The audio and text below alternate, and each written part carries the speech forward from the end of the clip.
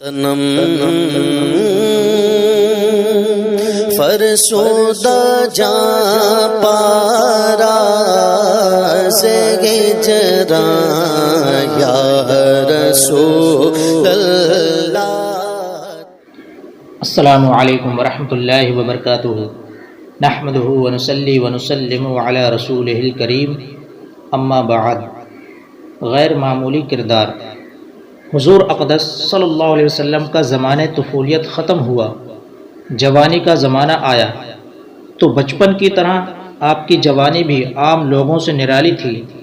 آپ کا شباب مجسمہ حیا اور چال چلن عصمت و وقار کا کامل نمونہ تھا، اور اعلان نبوت سے قبل حضور صلی اللہ علیہ وسلم کی تمام زندگی بہترین اخلاق و کردار کا خزانہ تھی۔ سچائی، دیانتداری، وفاداری، عہد کی پابندی، بزرگوں کی عظمت، چھوٹوں پر شفقت، رشتہ داروں سے محبت، رحم و سخاوت، قوم کی خدمت، دوستوں سے ہمدردی، عزیزوں کی غمخواری، غریبوں اور مفلسوں کی خبرگیری، دشمنوں کے ساتھ نیک برتاؤ، مخلوق خدا کی خیر خواہی، غرض تمام نیک خصلتوں اور اچھی عادتوں میں آپ اتنی بلند منزل پر پہنچے ہوئے تھے کہ دنیا کے بڑے سے بڑے انسانوں کے لیے بھی وہاں تک رسائی تو کیا، اس کا تصور بھی ممکن نہیں ہے۔ کم بولنا، فضول باتوں سے نفرت، خندہ پیشانی اور خوش روئی کے ساتھ دوستوں اور دشمنوں سے ملنا، ہر معاملے میں سادگی اور صفائی کے ساتھ بات کرنا حضور صلی اللہ علیہ وسلم کا خاص شیوہ تھا۔ حرص، طمع، دغا، فریب، جھوٹ، شراب خوری، بدکاری، ناچ گانا، لوٹ مار، چوری، فحش گوئی، عشق بازی، یہ تمام بری عادتیں اور مذموم خصلتیں جو زمانے جاہلیت میں گویا ہر بچے کی خمیر میں تھیں، حضور صلی اللہ علیہ وسلم کی ذات گرامی ان تمام عیوب و نقائص سے پاک رہی۔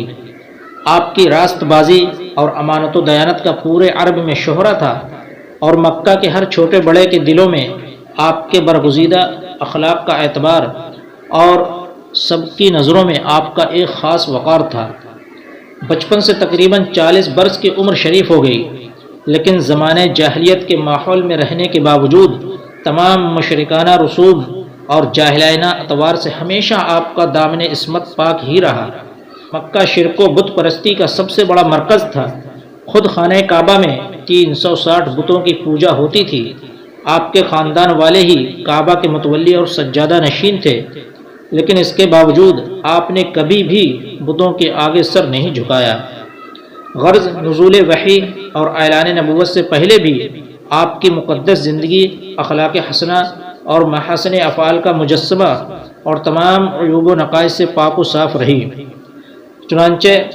اعلان نبوت کے بعد آپ کے دشمنوں نے انتہائی کوشش کی کہ کوئی ادنا سا عیب یا ذرا سی خلاف تہذیب کوئی بات آپ کی زندگی کے کسی دور میں بھی مل جائے تو اس کو اچھال کر آپ کے وقار پر حملہ کر کے لوگوں کی نگاہوں میں آپ کو ذلیل و خوار کریں۔ مگر تاریخ گواہ ہے کہ ہزاروں دشمن سوچتے سوچتے تھک گئے، لیکن کوئی ایک واقعہ بھی ایسا نہیں مل سکا جس سے وہ آپ پر انگشت نمائی کر سکیں۔ لہٰذا ہر انسان اس حقیقت کے اعتراف پر مجبور ہے کہ بلا شبہ حضور صلی اللہ علیہ وسلم کا کردار انسانیت کا ایک ایسا محیر العقول اور غیر معمولی کردار ہے جو نبی کے سوا کسی دوسرے کے لیے ممکن ہی نہیں ہے۔ یہی وجہ ہے کہ اعلان نبوت کے بعد سعید روحیں آپ کا کلمہ پڑھ کر تن من دھن کے ساتھ اس طرح آپ پر قربان ہونے لگیں کہ ان کی جانثاریوں کو دیکھ کر شمع کے پروانوں نے جانثاری کا سبق سیکھا، اور حقیقت شناس لوگ فرط عقیدت سے آپ کے حسن صداقت پر اپنی عقلوں کو قربان کر کے آپ کے بتائے ہوئے اسلامی راستے پر عاشقانہ اداؤں کے ساتھ زبان حال سے کہتے ہوئے چل پڑے کہ چلو وادی عشق میں پا برہنا، یہ جنگل وہ ہے جس میں کانٹا نہیں ہے۔ اعلان نبوت سے بیعت عقبہ تک۔ جب حضور انور صلی اللہ علیہ وسلم کی مقدس زندگی کا 40واں سال شروع ہوا تو ناگہاں آپ کی ذات اقدس میں ایک نمایاں انقلاب رونما ہو گیا کہ ایک دم آپ خلوت پسند ہو گئے اور اکیلے تنہائی میں بیٹھ کر خدا کی عبادت کرنے کا ذوق و شوق پیدا ہو گیا۔ آپ اکثر اوقات غور و فکر میں پائے جاتے تھے اور آپ کا بیشتر وقت مناظر قدرت کے مشاہدہ اور کائنات فطرت کے مطالعے میں صرف ہوتا تھا۔ دن رات خالق کائنات کی ذات و صفات کے تصور میں مستغرق اور اپنی قوم کے بگڑے ہوئے حالات کے سدھار اور اس کی تدبیروں کے سوچ بچار میں مصروف رہنے لگے۔ اور ان دنوں میں ایک نئی بات یہ بھی ہو گئی کہ حضور صلی اللہ علیہ وسلم کو اچھے اچھے خواب نظر آنے لگے، اور آپ کا ہر خواب اتنا سچا ہوتا کہ خواب میں جو کچھ دیکھتے اس کی تعبیر صبح صادق کی طرح روشن ہو کر ظاہر ہو جایا کرتی تھی۔ غار حرا مکہ مکرمہ سے تقریباً 3 میل کی دوری پر جبل حرا نامی پہاڑ کے اوپر ایک غار ہے جس کو غار حرا کہتے ہیں۔ آپ اکثر کئی دنوں کا کھانا پانی لے کر اس غار کے پرسکون ماحول کے اندر خدا کی عبادت میں مصروف رہا کرتے تھے۔ جب کھانا پانی ختم ہو جاتا تو کبھی خود گھر پر آ کر لے جاتے اور کبھی حضرت بی بی خدیجہ رضی اللہ تعالیٰ عنہا کھانا پانی غار میں پہنچا دیا کرتی تھیں۔ آج بھی یہ نورانی غار اپنی اصلی حالت میں موجود ہے اور زیارت گاہ خلائق ہے۔ پہلی وحی۔ ایک دن آپ غار حرا کے اندر عبادت میں مشغول تھے کہ بالکل اچانک غار میں آپ کے پاس ایک فرشتہ ظاہر ہوا۔ یہ حضرت جبریل علیہ السلام تھے جو ہمیشہ خدا کا پیغام اس کے رسولوں تک پہنچاتے تھے۔ فرشتے نے ایک دم کہا کہ پڑھیے۔ آپ نے فرمایا کہ میں پڑھنے والا نہیں ہوں۔ فرشتے نے آپ کو پکڑا اور نہایت گرم جوشی کے ساتھ آپ سے زوردار معانقہ کیا، پھر چھوڑ کر کہا کہ پڑھیے۔ آپ نے پھر فرمایا کہ میں پڑھنے والا نہیں ہوں۔ فرشتے نے دوسری مرتبہ پھر آپ کو اپنے سینے سے چمٹایا اور چھوڑ کر کہا کہ پڑھیے۔ آپ نے پھر وہی فرمایا کہ میں پڑھنے والا نہیں ہوں۔ تیسری مرتبہ پھر فرشتے نے آپ کو بہت زور کے ساتھ اپنے سینے سے لگا کر چھوڑا اور کہا اقرأ بسم ربک الذی خلق خلق الانسان من علق اقرأ وربک الاکرم الذی علم بالقلم علم الانسان ما لم یعلم۔ یہی سب سے پہلی وحی تھی جو آپ پر نازل ہوئی۔ ان آیتوں کو یاد کر کے حضور اقدس صلی اللہ علیہ وسلم اپنے گھر تشریف لائے، مگر اس واقعے سے جو بالکل ناگہانی طور پر آپ کو پیش آیا، اس سے آپ کے قلب مبارک پر لرزہ طاری ہو گیا۔ آپ نے گھر والوں سے فرمایا کہ مجھے کملی اڑاؤ، مجھے کملی اڑاؤ۔ جب آپ کا خوف دور ہوا اور کچھ سکون ہوا تو آپ نے حضرت بی بی خدیجہ رضی اللہ تعالیٰ عنہ سے کہا، غار میں پیش آنے والا واقعہ بیان کیا اور فرمایا کہ مجھے اپنی جان کا ڈر ہے۔ یہ سن کر حضرت بی بی خدیجہ رضی اللہ تعالیٰ عنہ نے کہا کہ نہیں، ہرگز نہیں، آپ کی جان کو کوئی خطرہ نہیں ہے۔ خدا کی قسم، اللہ تعالیٰ کبھی بھی آپ کو رسوا نہیں کرے گا۔ آپ تو رشتہ داروں کے ساتھ بہترین سلوک کرتے ہیں، دوسروں کا بار خود اٹھاتے ہیں، خود کما کر مفلسوں اور محتاجوں کو عطا کرتے ہیں، مسافروں کی مہمان نوازی کرتے ہیں اور حق و انصاف کی خاطر سب کی مصیبتوں اور مشکلات میں کام آتے ہیں۔ اس کے بعد حضرت خدیجہ رضی اللہ تعالیٰ عنہ آپ کو اپنے چچا زاد بھائی ورقہ بن نوفل کے پاس لے کر گئیں۔ ورقہ ان لوگوں میں سے تھے جو موحد تھے اور اہل مکہ کے شرک و بت پرستی سے بیزار ہو کر نصرانی ہو گئے تھے اور انجیل کا عبرانی زبان سے عربی میں ترجمہ کیا کرتے تھے۔ بہت بوڑھے اور نابینا ہو چکے تھے۔ حضرت بی بی خدیجہ رضی اللہ تعالی عنہا نے ان سے کہا کہ بھائی جان، آپ اپنے بھتیجے کی بات سنیے۔ ورقہ بن نوفل نے کہا کہ بتائیے، آپ نے کیا دیکھا ہے؟ حضور صلی اللہ علیہ وسلم نے غار حرا کا پورا واقعہ بیان فرمایا۔ یہ سن کر ورقہ بن نوفل نے کہا، یہ تو وہی فرشتہ ہے جس کو اللہ تعالیٰ نے حضرت موسیٰ علیہ السلام کے پاس بھیجا تھا۔ پھر ورقہ بن نوفل کہنے لگے کہ کاش میں آپ کے اعلان نبوت کے زمانے میں تندرست جوان ہوتا، کاش میں اس وقت تک زندہ رہتا جب آپ کی قوم آپ کو مکہ سے باہر نکالے گی۔ یہ سن کر حضور صلی اللہ علیہ وسلم نے تعجب سے فرمایا کہ مکہ والے مجھے مکہ سے نکال دیں گے؟ تو ورقہ بن نوفل نے کہا، جی ہاں، جو شخص بھی آپ کی طرح نبوت لے کر آیا، لوگ اس کے ساتھ دشمنی پر کمر بستہ ہو گئے۔ اس کے بعد کچھ دنوں تک وحی اترنے کا سلسلہ بند ہو گیا اور حضور صلی اللہ علیہ وسلم وحی کے انتظار میں مضطرب اور بے قرار رہنے لگے، یہاں تک کہ ایک دن حضور صلی اللہ علیہ وسلم کہیں گھر سے باہر تشریف لے جا رہے تھے کہ کسی نے یا محمد کہہ کر پکارا۔ آپ نے آسمان کی طرف سر اٹھا کر دیکھا تو یہ نظر آیا کہ وہی فرشتہ حضرت جبریل امی جو غار حرا میں آئے تھے، آسمان و زمین کے درمیان ایک کرسی پر بیٹھے ہوئے ہیں۔ یہ منظر دیکھ کر آپ کے قلب مبارک میں ایک خوف کی کیفیت پیدا ہو گئی اور آپ مکان پر آ کر لیٹ گئے اور گھر والوں سے فرمایا کہ مجھے کمبل اڑاؤ، مجھے کمبل اڑاؤ۔ چنانچہ آپ کمبل اوڑھ کر لیٹے ہوئے تھے، ناگہاں آپ پر سورہ مدثر کی ابتدائی آیات نازل ہوئیں اور رب تعالیٰ کا فرمان اتر پڑا، یا ایھا المدثر قم فانذر وربک فکبر وثیابک فطہر والرجز فہجر، یعنی اے بالا پوش اوڑھنے والے، کھڑے ہو جاؤ، پھر ڈر سناؤ اور اپنے رب ہی کی بڑائی بولو اور اپنے کپڑے پاک رکھو اور بتوں سے دور رہو۔ ان آیات کے نزول کے بعد حضور صلی اللہ علیہ وسلم کو خدا بند قدوس نے دعوت اسلام کے منصب پر مامور فرما دیا اور آپ خدا بند تعالیٰ کے حکم کے مطابق دعوت حق اور تبلیغ اسلام کے لیے کمر بستہ ہو گئے۔ دعوت اسلام کے لیے 3 دور۔ پہلا دور 3 برس تک حضور اقدس صلی اللہ علیہ وسلم انتہائی پوشیدہ طور پر نہایت رازداری کے ساتھ دین اسلام کا فرض ادا کرتے رہے، اور اس درمیان میں عورتوں میں سب سے پہلے حضرت بی بی خدیجہ رضی اللہ تعالیٰ عنہ، اور آزاد مردوں میں سب سے پہلے حضرت ابو بکر صدیق رضی اللہ تعالیٰ عنہ، اور لڑکوں میں سب سے پہلے حضرت علی رضی اللہ تعالیٰ عنہ،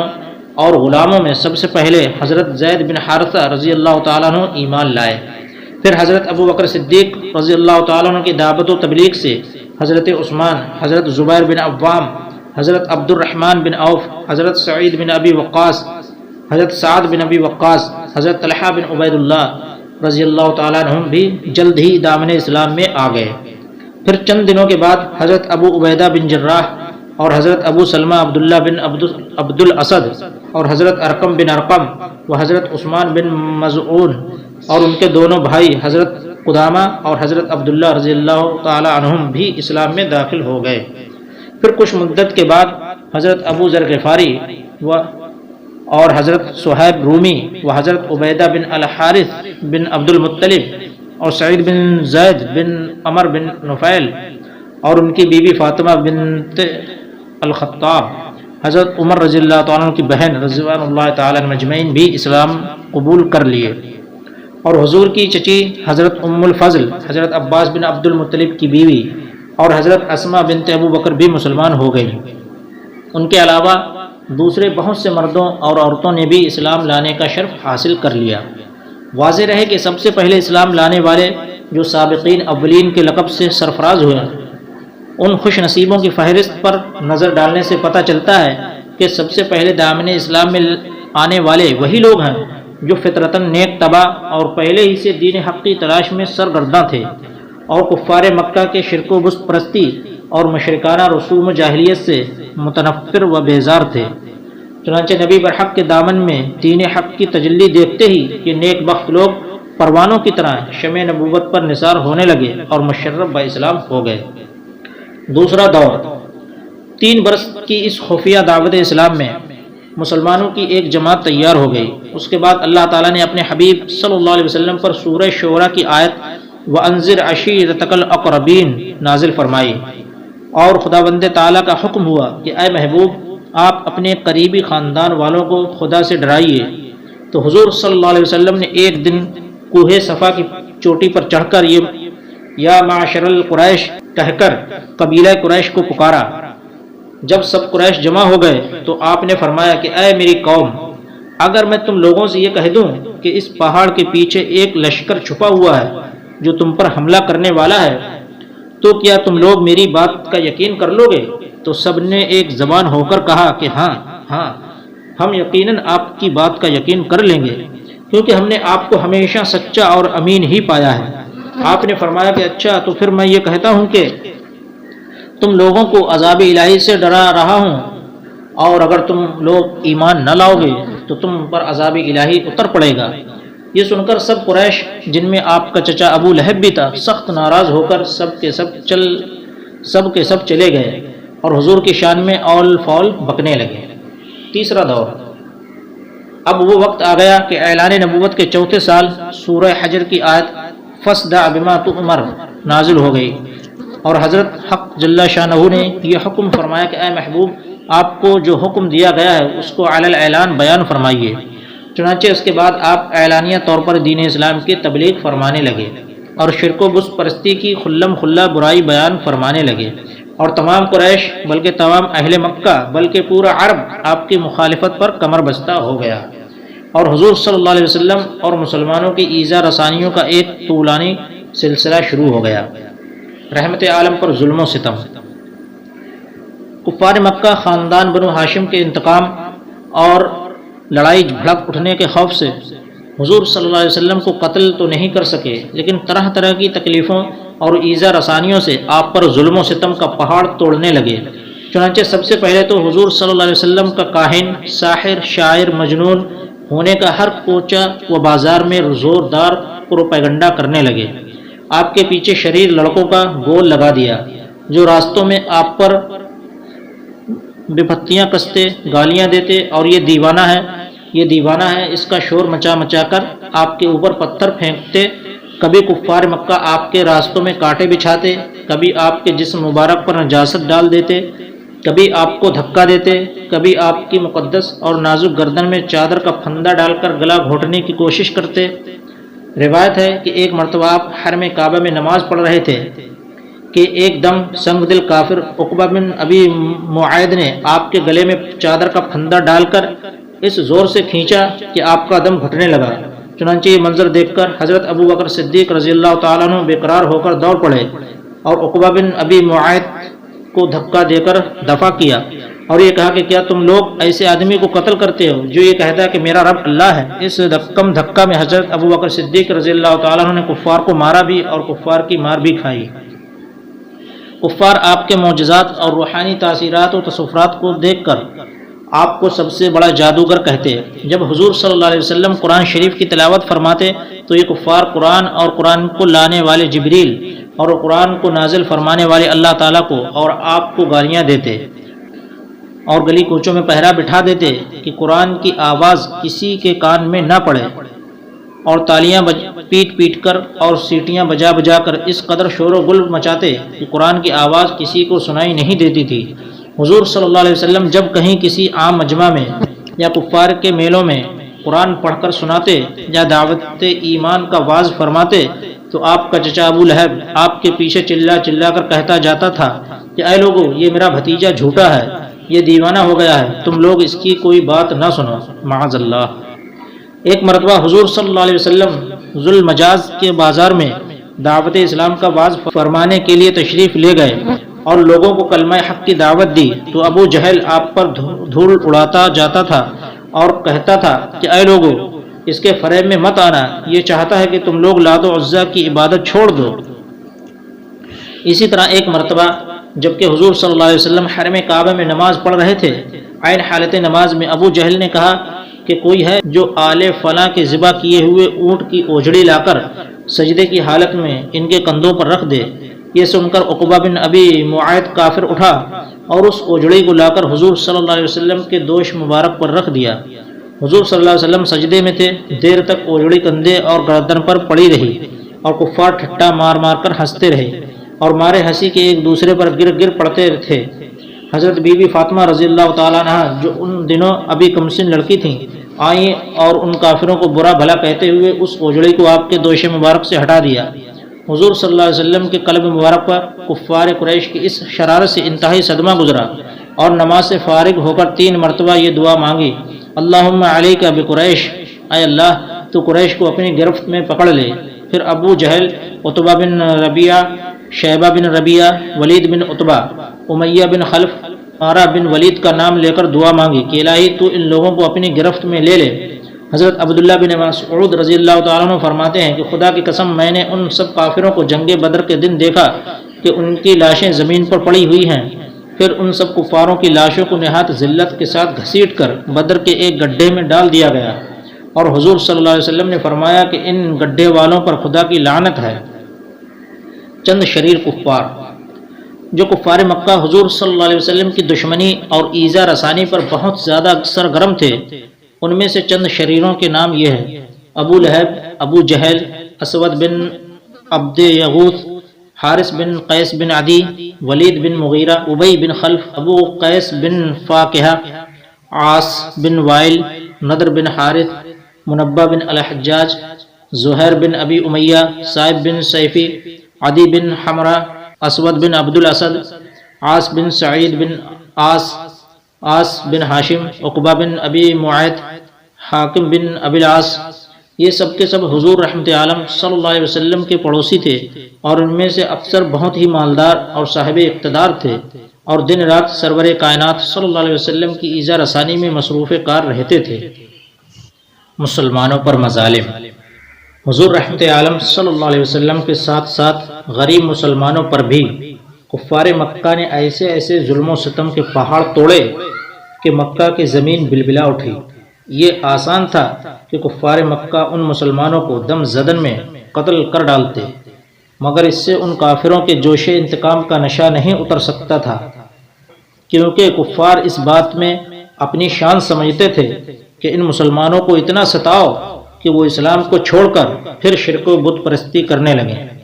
اس لیے قتل کر دینے کے بجائے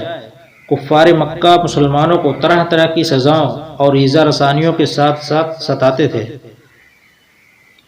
مگر خدا کی قسم شراب توحید کے ان مستوں نے اپنے استقلال و استقامت کا وہ منظر پیش کر دیا کہ پہاڑوں کی چوٹیاں سر اٹھا اٹھا کر حیرت کے ساتھ ان بلاکشان اسلام کے جذبہ استقامت کا نظارہ کرتی رہیں۔ سنگ دل، بے رحم اور درندہ صفت کافروں نے ان غریب و بے کس مسلمانوں پر جبر و اکراہ اور ظلم و ستم کا کوئی دقیقہ باقی نہیں چھوڑا، مگر ایک مسلمان کے پائے استقلال میں بھی ذرہ برابر تزلزل نہیں پیدا ہوا، اور ایک مسلمان کا بچہ بھی اسلام سے منہ پھیر کر کافر و مرتد نہیں ہوا۔ کفار مکہ نے ان غربا مسلمین پر جور و جفا کاری کے بے پناہ اندوہناک مظالم ڈھائے، اور ایسے ایسے روح فرسا اور جاں سوز عذابوں میں مبتلا کیا کہ اگر ان مسلمانوں کی جگہ پہاڑ بھی ہوتا تو شاید ڈگمگانے لگتا۔ صحرائے عرب کی تیز دھوپ میں جبکہ وہاں کی ریت کے ذرات تندور کی طرح گرم ہو جاتے، ان مسلمانوں کی پشت کو کوڑوں کی مار سے زخمی کر کے اس جلتی ہوئی ریت پر پیٹھ کے بل لٹاتے اور سینوں پر اتنا بھاری پتھر رکھ دیتے کہ وہ کربٹ نہ بدلنے پائیں۔ لوہے کو آگ میں گرم کر کے اس سے مسلمانوں کو داغتے، پانی میں اس قدر ڈبکیاں دیتے کہ ان کا دم گھٹنے لگتا، چٹائیوں میں ان مسلمانوں کو لپیٹ کر ان کی ناکوں میں دھواں دیتے جس سے سانس لینا مشکل ہو جاتا، اور وہ کرب و بے چینی سے بدحواس ہو جاتے۔ حضرت خباب بن ارت رضی اللہ تعالیٰ عنہ یہ اس زمانے میں اسلام لائے جب حضور صلی اللہ علیہ وسلم حضرت ارقم بن ارقم رضی اللہ تعالیٰ عنہ کے گھر میں مقیم تھے، اور صرف چند ہی آدمی مسلمان ہوئے تھے۔ قریش نے ان کو بے حد ستایا، یہاں تک کہ کوئلے کے انگاروں پر ان کو چت لٹایا، اور ایک شخص ان کے سینے پر پاؤں رکھ کر کھڑا رہا، یہاں تک کہ ان کی پیٹھ کی چربی اور رطوبت سے کوئلے بجھ گئے۔ برسوں کے بعد جب حضرت خباب رضی اللہ تعالیٰ عنہ نے یہ واقعہ حضرت امیر المومنین عمر رضی اللہ تعالیٰ عنہ کے سامنے بیان کیا تو اپنی پیٹھ کھول کر دکھائی، پوری پیٹھ پر سفید سفید داغ دھبے پڑے ہوئے تھے۔ اس عبرتناک منظر کو دیکھ کر حضرت عمر رضی اللہ تعالیٰ عنہ کا دل بھر آیا اور وہ رو پڑے۔ حضرت بلال رضی اللہ تعالیٰ عنہ کو، جو امیہ بن خلف کا غلام تھا، ان کی گردن میں رسی باندھ کر کوچوں و بازار میں ان کو گھسیٹا جاتا تھا، ان کی پیٹھ پر لاٹھیاں برسائی جاتی تھیں، اور ٹھیک دوپہر کے وقت تیز دھوپ میں گرم گرم ریت پر ان کو لٹا کر اتنا بھاری پتھر ان کی چھاتی پر رکھ دیا جاتا تھا کہ ان کی زبان باہر نکل آتی تھی۔ امیہ کافر کہتا تھا کہ اسلام سے باز آ جاؤ ورنہ اسی طرح گھٹ گھٹ کر مر جاؤ گے، مگر اس حال میں بھی حضرت بلال رضی اللہ عنہ کی پیشانی پر بل نہیں آتا تھا، بلکہ زور زور سے احد احد کا نعرہ لگاتے تھے اور بلند آواز سے کہتے تھے، خدا ایک ہے، خدا ایک ہے۔ حضرت عمار بن یاسر رضی اللہ تعالیٰ عنہ کو گرم گرم بالو پر چت لٹا کر کفار قریش اس قدر مارتے تھے کہ یہ بے ہوش ہو جاتے تھے۔ ان کی والدہ حضرت بی بی سمیہ رضی اللہ تعالیٰ عنہ کو اسلام لانے کی بنا پر ابو جہل نے ان کی ناف کے نیچے ایسا نیزہ مارا کہ یہ شہید ہو گئیں۔ حضرت عمار رضی اللہ تعالیٰ عنہ کے والد حضرت یاسر رضی اللہ تعالیٰ عنہ بھی کفار کی مار کھاتے کھاتے شہید ہو گئے۔ حضرت صہیب رومی رضی اللہ تعالیٰ عنہ کو کفار مکہ اس قدر طرح طرح کی اذیت دیتے اور ایسی ایسی مار دھاڑ کرتے کہ یہ گھنٹوں بے ہوش رہتے۔ جب یہ ہجرت کرنے لگے تو کفار مکہ نے کہا کہ تم اپنا سارا مال و سامان یہیں چھوڑ کر مدینے جا سکتے ہو۔ آپ خوشی خوشی دنیا کی دولت پر لات مار کر اپنی متاع ایمان کو ساتھ لے کر مدینہ چلے گئے۔ حضرت ابو فقیہ رضی اللہ تعالیٰ عنہ صفوان بن امیہ کافر کے غلام تھے۔ حضرت بلال رضی اللہ تعالیٰ عنہ کے ساتھ ہی مسلمان ہوئے تھے۔ جب صفوان کو ان کے اسلام کا پتہ چلا تو اس نے ان کے گلے میں رسی کا پھندر ڈال کر ان کو گھسیٹا اور گرم جلتی ہوئی زمین پر ان کو چت لٹا کر سینے پر وزنی پتھر رکھ دیا۔ جب ان کو کفار گھسیٹ کر لے جا رہے تھے، راستے میں اتفاق سے ایک گبریلا نظر پڑا۔ امیہ کافر نے تانا مارتے ہوئے کہا کہ دیکھ، تیرا خدا یہی تو نہیں ہے؟ ابو فقیہ نے فرمایا کہ اے کافر کے بچے، خاموش، میرا اور تیرا خدا اللہ ہے۔ یہ سن کر امیہ کافر غضبناک ہو گیا اور اس زور سے ان کا گلا گھونٹا کہ وہ بے ہوش ہو گئے اور لوگوں نے سمجھا کہ ان کا دم نکل گیا۔ اسی طرح حضرت عامر بن فہیرہ رضی اللہ تعالیٰ عنہ کو بھی اس قدر مارا جاتا تھا کہ ان کے جسم کی بوٹی بوٹی درد مند ہو جاتی تھی۔ حضرت بی بی لبینہ رضی اللہ تعالیٰ عنہ جو لونڈی تھیں، حضرت عمر رضی اللہ تعالیٰ عنہ جب کفر کی حالت میں تھے اس غریب لونڈی کو اس قدر مارتے تھے کہ مارتے مارتے تھک جاتے تھے، مگر حضرت لبینہ رضی اللہ تعالیٰ عنہ اف نہیں کرتی تھیں، بلکہ نہایت جرأت و استقلال کے ساتھ کہتی تھیں